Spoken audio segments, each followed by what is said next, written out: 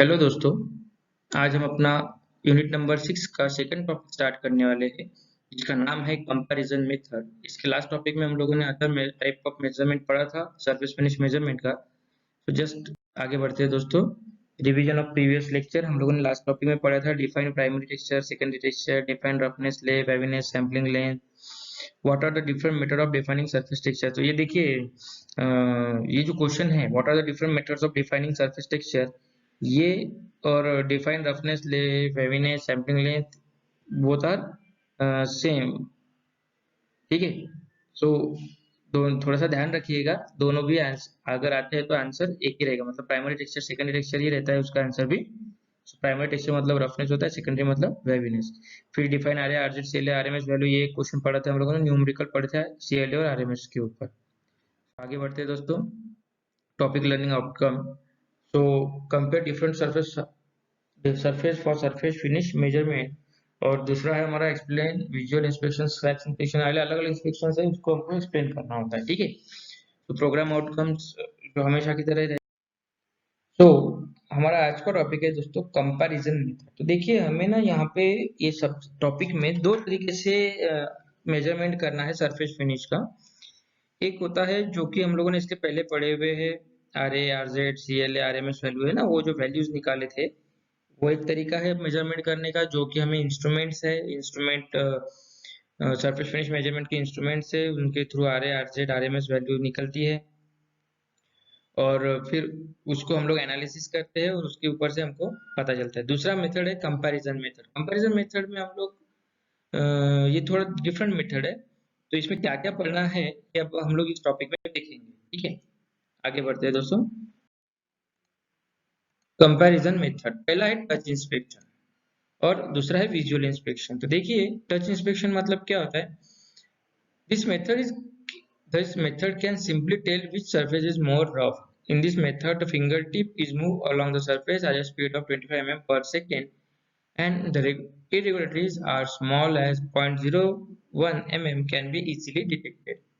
A modification of it is possible by using a table tennis ball, which is rubbed over the surface and vibration from the ball transmitted to the hand and rough surface roughness judged thereby. तो देखिए, touch inspection वो simple inspection है। Touch inspection मतलब क्या है, जो हम लोग किसी भी सरफेस को हाथ लगा के देखते हैं। जैसे आप दीवार को हाथ लगाओ या आप किसी टीवी के सरफेस को हाथ लगाओ, तो आप ऑब्वियस है दीवार का सरफेस आपको रफ लगेगा, टीवी का सरफेस आपको स्मूथ लगेगा। ठीक है। तो ये टच इंस्पेक्शन करने का तरीका क्या है कि आप अपना फिंगर टिप उस सरफेस के ऊपर 25 mm पर सेकंड, मतलब एक सेकंड में 25 mm आपका फिंगर टिप मूव होना चाहिए। सो अगर 0.01 mm तक के जो वेरिएशन है वो आपके हाथों को आसानी से फील होगी, that is called edge touch inspection. इसमें मॉडिफाइड किया गया है कि अगर आप टेनिस बॉल जो है, अपना टेबल टेनिस बॉल है ना, उस टेबल टेनिस बॉल को अगर आप किसी रफ सरफेस के ऊपर रब करते हो, तो क्या होगा, उसमें वाइब्रेशंस क्रिएट होंगे और वो वाइब्रेशन आपके हाथों को समझ में आएगी। तो उसके ऊपर से आप बदल सकते हैं कि ये सरफेस कितना रफ यानी रफ है या स्मूथ है। इसमें हमें वैल्यूज नहीं मिलेगी, बट हम ये बता सकते हैं कि सरफेस रफ है या स्मूथ है। दूसरा होता है visual inspection. Visual inspection by naked eye is always likely to be misleading, particularly when surfaces having high degree of finish are inspected. The method is therefore limited to rough surfaces and results vary from person to person. More accurate inspection can be done by using illuminated magnifier. Visual inspection मतलब दोस्तों देख के जो हम लोग बताते हैं, जैसे आप देखो आपके घर में जो तो सामने टाइल्स लगी हुई है और दीवार है, तो आप देख के बता सकते हो कि कौन सा सरफेस ज्यादा स्मूथ है या कौन सा सरफेस ज्यादा रफ है। हाँ, ये जब ज्यादा रफ सरफेस रहा तो ये इंस्पेक्शन हम वहां पे यूज कर सकते हैं, बट जब बहुत ही हाई फिनिशिंग सरफेसेस को देखने के लिए अगर हम लोग चेक करते हैं, तो विजुअल इंस्पेक्शन से हम मिसलीडिंग हो सकता है, मतलब हम गलत इंटरप्रेट कर सकते हैं। अगर हाई डिग्री ऑफ फिनिश है तो आपको उस समय कुछ और मेथड से चेक करना पड़ेगा, वहां पे विजुअल इंस्पेक्शन काम में नहीं आएगा। नेक्स्ट है दोस्तों scratch inspection. In this method a soft material like lead, babbitt और plastic is rub over the surface to be inspected. By doing so, it is carries the impression of the scratches on the surface, which can be easily visualized. तो इसमें क्या होता है कि जो surface हमको check करना है उसके ऊपर लीड, वेबीड या प्लास्टिक इसको रब करना होता है, इस वजह से देखिए, जैसे अपना ये नहीं का अपना जो इसका एग्जांपल बता दो सिंपल सा, जो हम लोग पेंसिल से और रबर से, पेंसिल से लिखा हुआ रबर से मिटाते, तो वो रबर क्या करते हैं हम लोग उसके ऊपर रब करते, ठीक है। तो उसके अगर बहुत ज्यादा रफ सरफेस रहा तो क्या होगा, वो रबर के जो पार्टिकल्स है वो ज्यादा बाहर निकलेंगे, और अगर स्मूथ सरफेस है तो रबर के जो पार्टिकल्स है वो कम निकलेंगे। तो वो पार्टिकल्स के ऊपर से हम लोग बता सकते हैं कि सरफेस रफ है या स्मूथ है। उसके बाद micro interferometer. In this method, an optical flat is placed on the surface to be inspected and illuminated by the monochromatic light source. Interference bands are studied through a microscope. Detects that is scratch in the surface appear on the interference lines, extend from the dark band into the bright band. The depth of the detect is measured in the terms of fraction of the interference band. इसमें क्या होता है देखो, ये optical flat method कहा जाता है इसको, माइक्रो इंटरफेरोमेथड, ये हमारा टॉपिक ही है ऑप्टिकल फ्लैट। इसमें क्या होता है, मोनोक्रोमेटिक लाइट सोर्स का यूज किया जाता है। अब और ग्लास के फ्लैट्स होते हैं, सर्कुलर शेप के कांच होते हैं, जो कि परफेक्टली सुपर फिनिश रहेंगे, फ्लैट रहेंगे, और उनको सरफेस के ऊपर रखा जाता है, उस पर हल्का सा रब किया जाता है, और फिर वो जो फ्लैट्स है वो फ्लैट्स को लाइट सोर्स के सामने, मोनोक्रोमेटिक लाइट सोर्स के सामने रखा जाता है, जिस वजह से उसके ऊपर अलग अलग इंप्रेशन दिखते हैं, और वो इंप्रेशन को स्टडी करके हम लोग ये बता सकते हैं कि सरफेस किस टाइप का बना हुआ है। आगे डिटेल में पढ़ेंगे इसको हम लोग, ठीक है। आगे है microscopic inspection and surface photograph. In this method a master finish surface is placed under microscope and compare with the surface under inspection. This is probably the best method for examining the surface finish, but suffers due to limitation that only a small portion of the surface can be inspected at the time. The several readings are required to get an average value. Microscopic inspection बहुत ज्यादा accurate inspection है बाकी inspection के बजाय। तो इसमें क्या होता है कि हमारे पास ऑलरेडी पहले से जो सरफेस है सुपर फिनिश, उस सरफेस को अंडर हम लोग रखते हैं माइक्रोस्कोप के अंदर, और जो सरफेस हमको इंस्पेक्ट करना है उसको भी हम लोग रखते हैं माइक्रोस्कोप के अंदर, और दोनों सरफेस को जज किया जाता है। तो इससे हमको पता चल जाता है कि सरफेस जो सरफेस रफनेस है वो किस टाइप का है। लेकिन आगे ये बोल रहा है कि कैसा ये जो है हम छोटे छोटे पार्ट्स के लिए ही हम लोग अप्लीकेबल कर सकते हैं, मतलब अगर ज्यादा बड़ा सरफेस चेक करना है तो हमें रीडिंग्स बहुत बार लेना पड़ेगा, जिस वजह से ये टाइम कंज्यूमिंग प्रोसेस भी हो सकता है, लेकिन एक्यूरेसी बाकी के मेथड्स के कंपैरिजन में इसमें ज्यादा होती है। Surface photograph. In this method, magnified photograph of the surface are taken with the different types of illumination. In case we use vertical illumination, then detect like irregularities and scratches appears at dark spot, and flat portion of the surface appear at bright area. In case of oblique illumination, reverse in this case, photograph with different illumination are compared and the result assessed. तो जो हमें surface check करना है उसको बड़े magnified बड़े photo, उसका जो सरफेस का फोटोग्राफ बड़े किया जाता है और उसको चेक किया जाता है, जिससे हमको सरफेस का रफनेस हमें पता। How surface finish is depend on time. ये बहुत इंपॉर्टेंट क्वेश्चन है दोस्तों, as per exam point of view.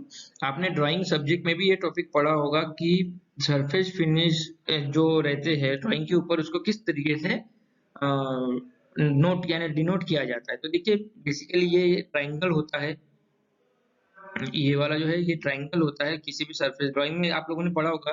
और इस ट्राइंगल में देखिए यहाँ पे कुछ वैल्यूज वगैरह दी हुई रहती है, जैसे यहाँ पे देखिए ABCD ई तक लिखा हुआ, तो ये ए का मतलब क्या हो जाएगा, रफनेस वैल्यू रहती है RA माइक्रोन्स में, ठीक है। यहाँ पे मशीनिंग मेथड समझो, फॉर एग्जांपल मिलिंग करना है, होनिंग करना है, लैपिंग करना है, तो ये मशीनिंग मेथड यहाँ पे लिखा रहेगा। सैंपलिंग लेंथ मतलब ये सरफेस फिनिश कितने सैंपल के लिए चेक कर रहे हैं, वो सैंपलिंग लेंथ यहाँ पे लिखा रहेगा। उसके बाद डायरेक्शन ऑफ ले, पैरेलल है, परपेंडिकुलर है, सर्कुलर है, किस टाइप का है वो यहाँ पे लिखा रहेगा डायरेक्शन ऑफ ले। और यहाँ पे मशीनिंग अलाउंस, अलाउंस कितना है वो यहाँ पे। तो ये आपको ये डायग्राम बनाना है और ये इतना, ये जो पार्ट है ये लिखना है दोस्तों बस, तो आपको 4 मार्क्स आसानी से मिल जाएगा। Surface reference value that is RA in mm, machining allowance in mm, sampling length in mm, method of machining such as milling, turning, direction of ray that is symbol, parallel, perpendicular, ठीक है। आगे बढ़ते हैं दोस्तों। तो next topic है explain importance of surface finish in engineering application. ये important topic है as per exam point of view, बहुत 2-3 बार ये एग्जाम में आया हुआ है। देखिए With the more precise demand of modern engineering product, the control of surface texture together with dimensional accuracy has become more important. It has been observed that the surface texture greatly influence the function of the machine parts. तो आजकल का जो engineering field है या आजकल का जो demand है इसमें क्या बोल रहा है ये with the more precise demand of modern engineering products the control of surface texture together with the dimensional accuracy has become more important मतलब हमें surface texture को dimensional accuracy के हिसाब से मेंटेन करना बहुत जरूरी है. It has been observed that the surface texture greatly influence the function of the machine part. आगे बोलता है कि सरफेस टेक्सचर क्या करता है जो मशीन पार्ट का जो फंक्शन है जो मशीन जो काम कर रही है उसको बहुत इन्फ्लुएंस कर सकता है. इन्फ्लुएंस मतलब चेंजेस कर सकता है. Whatever may be the manufacturing process use it is not possible to produce perfectly smooth surface. कोई भी आप मैन्युफैक्चरिंग प्रोसेस यूज करें लेकिन 100% परफेक्टली स्मूथ सरफेस पर बनाना बहुत ही मुश्किल होता है. Reason for controlling surface texture it is since that different requirements demands different surface texture. तो ये सरफेस टेक्सचर हमें क्यों कंट्रोल करना होता है कि हर एक पार्ट का अलग अलग डिमांड होता है. हर जो भी हम लोग पार्ट बनाते हैं उसके अपने अपने डिमांड होती है. फॉर एग्जांपल देखिए heat exchanger tubes transfer heat better when their surface are rough rather than highly finish. Heat exchanger जो ट्यूब होती है आप लोगों ने थर्मल में पढ़ा होगा वो क्या बोल रहा है कि उसमें से हीट ट्रांसफर आसान यानी बहुत अच्छी तरीके से होता है जब उसका इंटरनल सरफेस रफ होगा as compare to highly finish. मतलब वो ज्यादा फिनिश नहीं होना चाहिए बट अगर रफ सरफेस है तो हीट ट्रांसफर अच्छा होगा. Brake drums and clutch plates are work best when some degree of surface roughness. अब देखो आपको आपके पास बाइक से आप लोगों ने कभी सर्विसिंग के लिए लेके गए होंगे तो ब्रेक के जो लाइनर्स होते हैं वो क्या करता है मैकेनिक उन लाइनर्स को रफ स्मूथ बन जाते हैं वो घिस घिस के उसको क्या करता है वो ब्लेड से घिस के स्मूथ बना रफ बनाता है जिस वजह से वो आप काम प्रॉपर करते हैं. The component which are subjected the component which are subjected to high stresses are load reverser are finished highly smooth. जो components है so for quieter operations the surface should be smooth. अगर आपको smooth operations चाहिए तो आपका surface कैसा होना चाहिए smooth. The principal reason for controlling the surface textures are to improve the service life of the component. इससे improve होती है life component की. To improve the fatigue resistance. ये फटीग आप लोगों ने शॉप में पढ़ा होगा इसमें वो भी इंप्रूव होता है. Reduce frictional wear to have close dimensional tolerance on the part for good appearance to reduce corrosion by minimising depth of irregularity. ये सब चीजें हम लोग इंप्रूव कर सकते हैं सरफेस रफनेस अच्छा रख के.